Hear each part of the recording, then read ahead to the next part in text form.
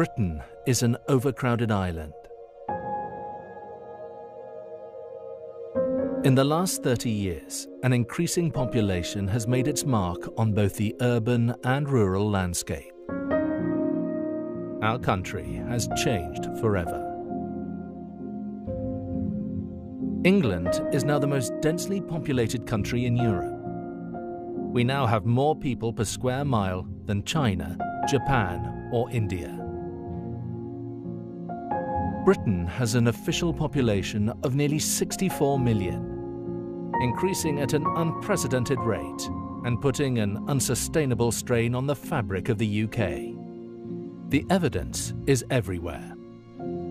On housing, despite periods of frantic house building on both greenfield and brownfield sites, the number of available homes falls woefully short of needs, and limited supply just fuels long-term house price inflation. On services, public services, the NHS, education, local authorities, and the police are stretched thin the length and breadth of the country. On public finances, the cost of an extended benefit system and public pension provision has become unsustainable without radical change. On transport, our transport infrastructure is not coping, and major road and rail network improvements are merely playing catch-up with a population explosion that appears to be out of control. Population growth at this level is completely unsustainable for our country. There is no indication that it will slow without radical intervention by ourselves. 63.7 million is the official estimate, but successive official figures have been shown to be inaccurate. Many statistical indicators point to the real figure being very much higher, and whichever trends you look at, they are all going up, with a significant upswing in recent years. By 2027, Britain's population will swell by over 10% to 70 million.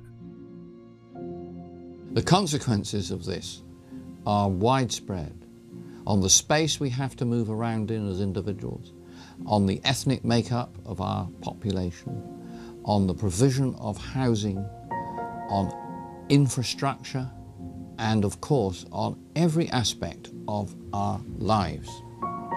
Immigration at its current levels is unsustainable. We simply do not have the space or the resources to continually absorb hundreds of thousands of immigrants every year.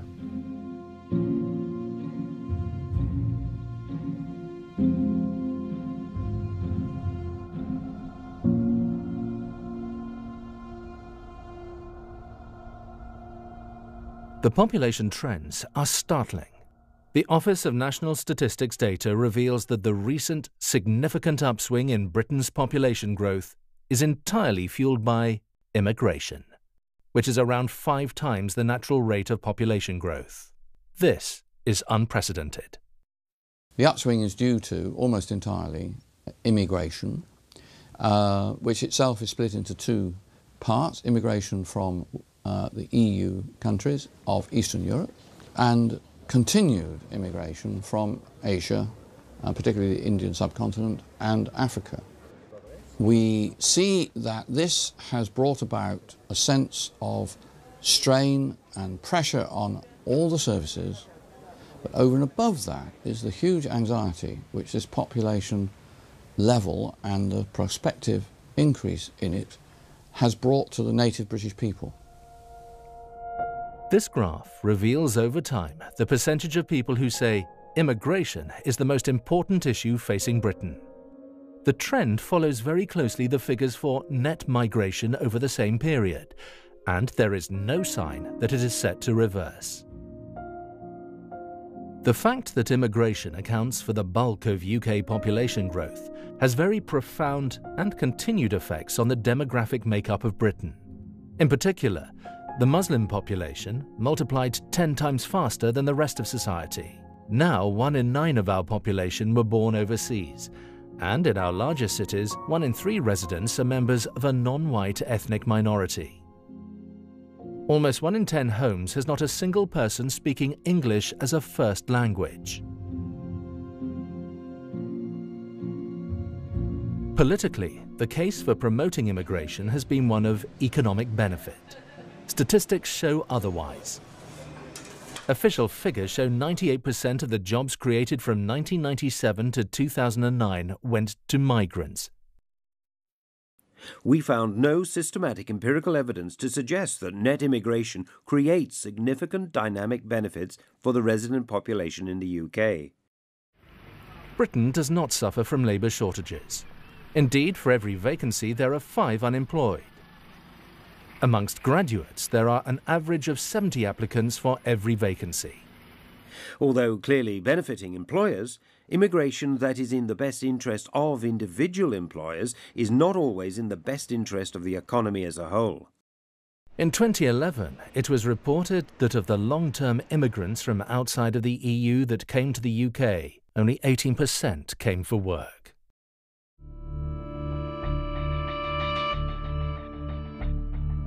The unprecedented growth in the number of immigrants has put a disproportionate strain on the UK's infrastructure. On our health services, the UK birth rate has seen an upswing in recent years, up 11% since 2004, and immigrant mothers accounting for the majority of that increase.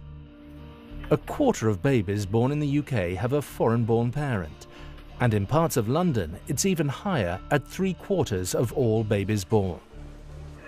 The strain on an already stretched NHS is unsustainable. In a single year, 73% of TB cases and almost 60% of newly diagnosed HIV cases involved people born outside the UK. And 80% of hepatitis B infected UK blood donors were born abroad.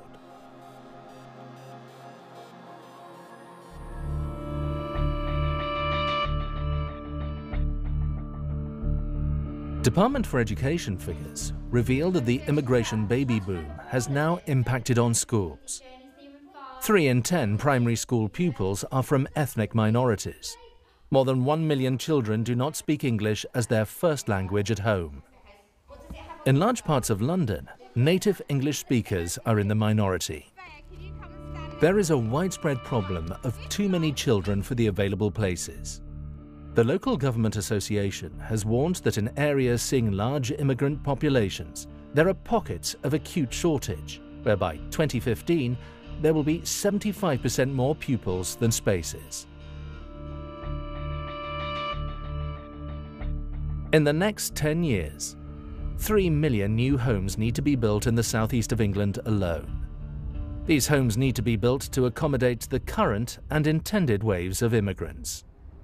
Well, it means this. Even on government figures, we expect to see something like 7 million additional people in England by 21 years from now. And this means, in fact, something like 7 additional cities the size of Birmingham in England.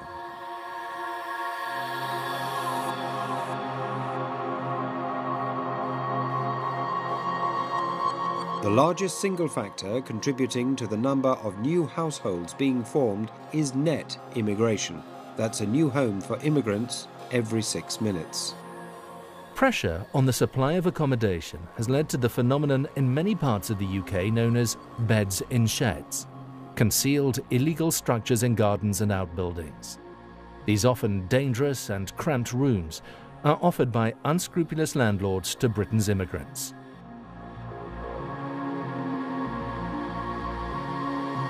The Metropolitan Police report that a new crime wave has hit London.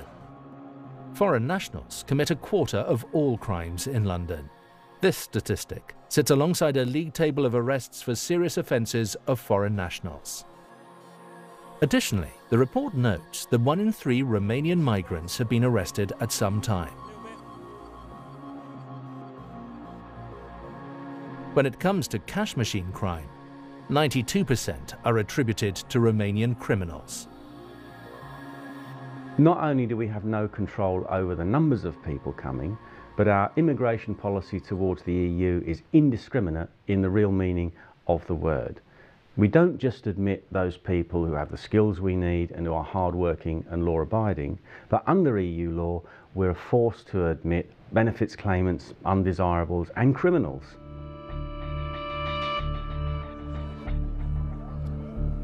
The factor that has accelerated the growth in population originated here, in Brussels, the seat of power of the EU.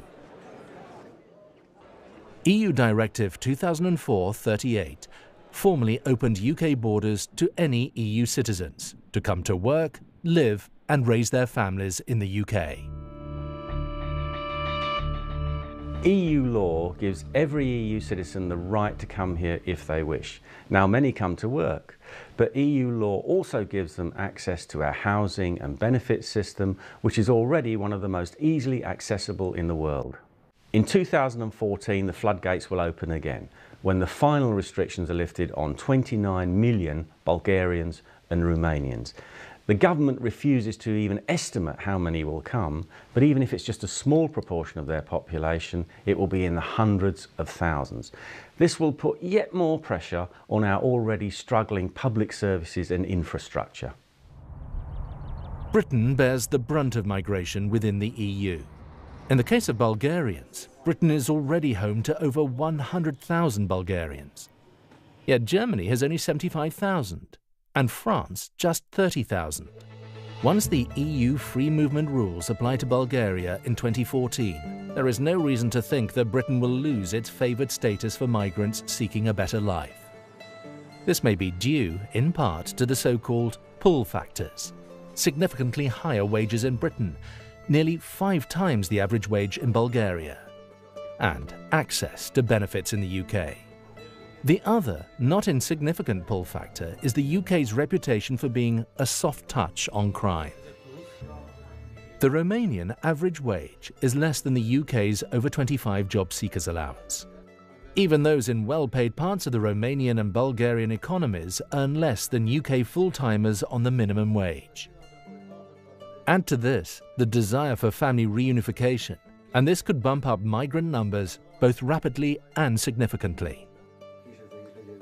In contrast to most other EU member states, Britain will pay benefits without a history of past contributions to the exchequer. Romanians and Bulgarians who come to the UK and find work immediately enjoy access to in-work benefits, housing benefit, child benefit, and tax credits. Past evidence shows that the number of foreign nationals claiming job seekers allowance grew by 40% in 4 years. Once in the UK, some Romanians are registering as self-employed to sell the big issue so they can get national insurance numbers, vital for claiming benefits. The exploitation of this loophole has become so widespread that now over a third of all big issue sellers are Romanians. Access to child benefit is an attractive proposition for many. A Bulgarian or Romanian working in Britain could claim for 2 children and receive an amount that was equivalent to a week's minimum wage in his home country, just as 30,000 children residing in Poland currently receive UK child benefit. The experience of migration from Poland would be a good guide. In 2003, the UK government estimated 13,000 people would arrive annually from the East European accession states. They were wrong. By 2013, the figure had climbed to around 1 million. A BBC survey indicated around 330,000 Romanians and Bulgarians were actively considering work in the UK, whilst a survey carried out for the EU Parliament projected that around 400,000 Bulgarians would wish to leave the country in the next 2 years, with the UK the destination of choice for nearly a quarter of those. And it's not just Eastern Europeans.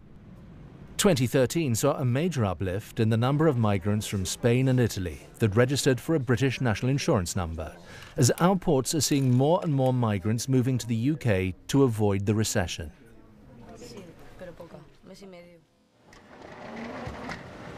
The hand of the EU is evident in many aspects of the population crisis the UK is facing.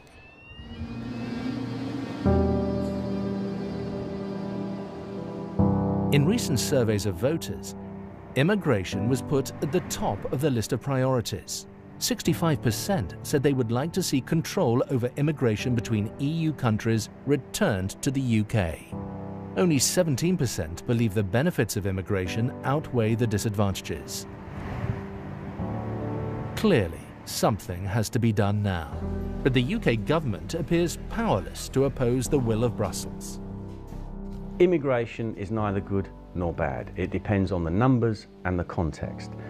Britain is a geographically small and overcrowded island. We simply do not need continual waves of new migrants. Radical measures could make a difference. However, there is one sting in the tail awaiting us all.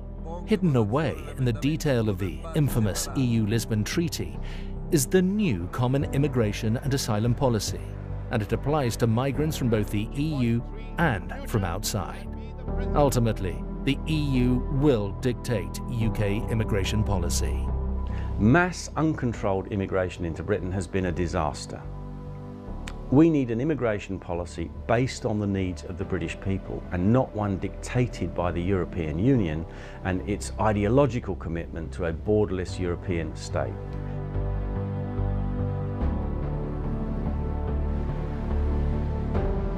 We have to regain control of who can and cannot come and live in our country, and the only way we can do that is for us to leave the European Union. The UK can regain control of its borders and bring stability to the unprecedented growth in population we have seen in recent years. With the right policies, it is achievable. But as a matter of urgency, the first step must be for the UK to leave the European Union. Only then can Britain be free to implement its own policies to tackle this most important of issues.